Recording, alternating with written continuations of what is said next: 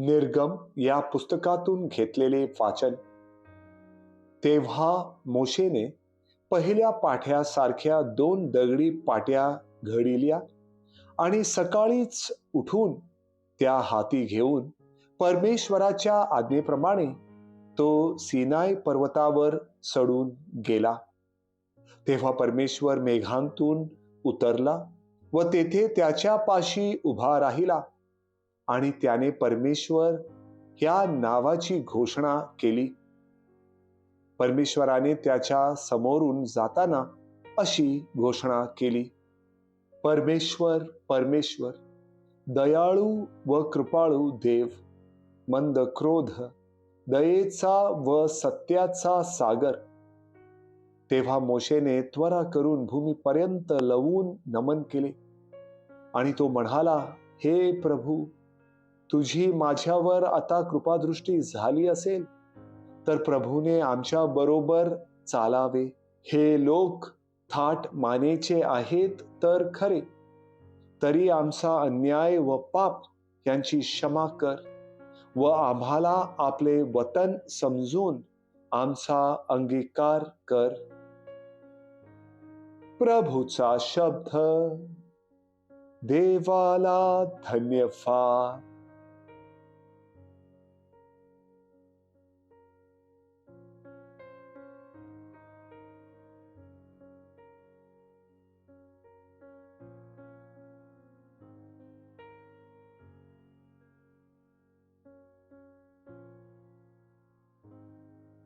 पौलचे करिंथकरास दुसरे पत्र यातून घेतलेले वाचन.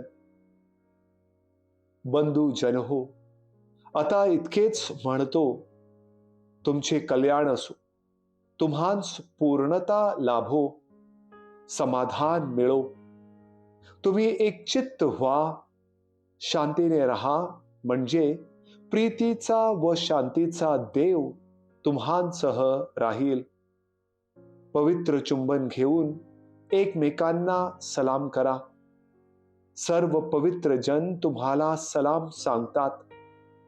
प्रभू येशू ख्रिस्ताची कृपा, देवाची प्रीती आणि पवित्र आत्म्याची सहभागिता तुम्हा सर्वांसह असो. प्रभूचा शब्द. देवाला धन्यवाद.